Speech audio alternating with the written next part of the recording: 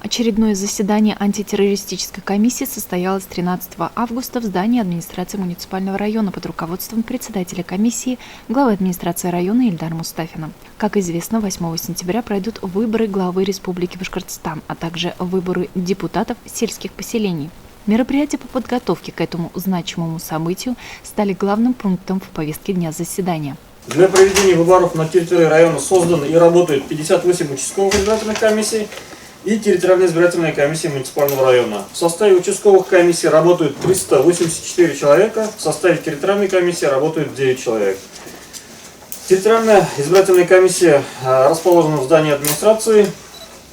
В районном центре у нас расположено 6 участков. Это Центральный, Советский, Коммунистический, Строительный, Матросовский и Комсомольский.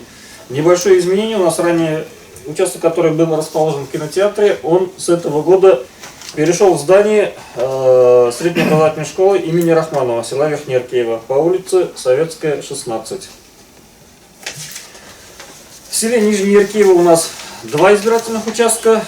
Тут же следует отметить, у нас создан новый участок под номером 2050 в лицее села Нижнеаркеево. И остальные 50 участков у нас расположены в остальных сельских поселениях.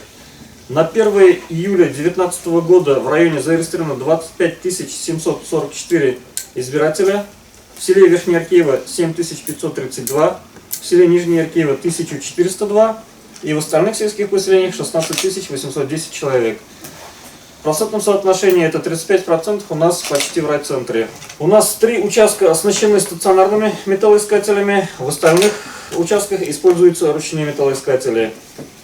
На 9 УИКах установлена система видеонаблюдения. Это постоянная система видеонаблюдения. Это 8 участков райцентра и 1 участок это в Яндыка в административном здании у Алой Розы. И также на период избирательной кампании система видеонаблюдения установлена территориальной избирательной комиссией. В случае возникновения угрозы жизни, здоровью и безопасности участников избирательного процесса при проведении выборов, главными задачами участковых избирательных комиссий являются, наряду с принятием мер по эвакуации и спасению жизни и здоровья людей, принятие всех возможных в данной ситуации мер, направленных на скорейшее восстановление избирательных прав граждан и обеспечение сохранности избирательной документации. Для организации указанной работы участковой избирательной комиссии принимается решение о распределении обязанностей между членами участковой избирательной комиссии с правом решающего голоса в случае поступления сигнала об эвакуации в день голосования 8 сентября, где у нас полностью расписаны действия и обязанности каждого члена участковой избирательной комиссии при наступлении чрезвычайной ситуации. Утвержден план комплексно-оперативно-профилактических мероприятий по обеспечению правопорядка и общественной безопасности перед подготовкой к проведению единого дня голосования 8 сентября 2019 года. В этом плане мы предусмотрели все необходимые проверочные мероприятия, а также наметили подготовительные мероприятия по обеспечению общественной безопасности перед проведением мероприятий. В частности, нам не будет необходимо установить взаимодействие с территориальной избирательной комиссией Вишерского района, определить порядок обмена информацией, в том числе по вопросам технической и антитеррористической защищенности объектов проведения выборов. Как уже было отмечено предыдущим докладчиком, всего у нас в районе 58 участковых избирательных комиссий и одна территориальная избирательная комиссия. С нашей стороны будут произведены расчеты сил и средств по обеспечению правопорядка. Это будут выставлены за 2 суток взятые под охрану, обследование всей участковой избирательной комиссии при помощи служебно-розыскных собак на предмет обнаружения взрывчатых и взрывных устройств, а также за 2 суток до начала выборов будут взяты данные объекты под усиленную охрану сотрудниками полиции.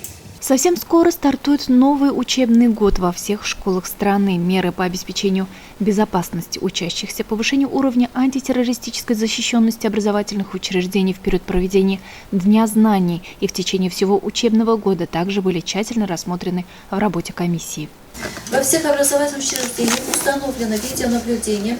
Все образовательные учреждения оснащены первичными средствами пожаротушения. В каждом образовательном учреждении назначены ответственные за организацию безопасности, охраны, пропускного и внутриобъектного режимов работы зданий и на территории образовательного учреждения.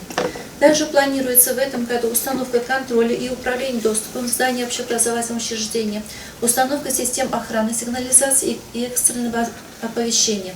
На эти цели из республиканского и из местного бюджета выделено 5 миллионов 800 тысяч рублей.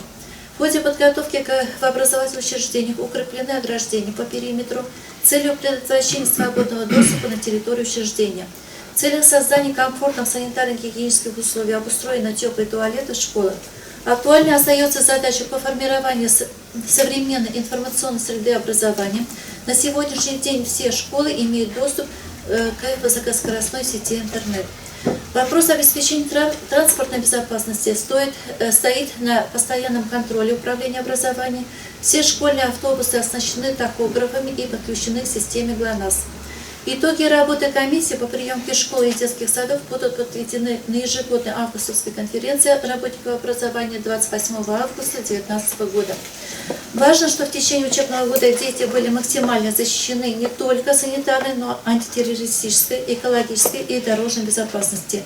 Надеемся, что соблюдение всех необходимых правил дадут положительные результаты в течение учебного года. 3 сентября в России отмечается День солидарности в борьбе с терроризмом. Дата эта неразрывно связана с сентябрьской трагедией 2004 года в Беслане, когда День знаний стал для большинства днем траура и скорби. В ходе чудовищного теракта погибло более 350 человек, среди которых 150 детей.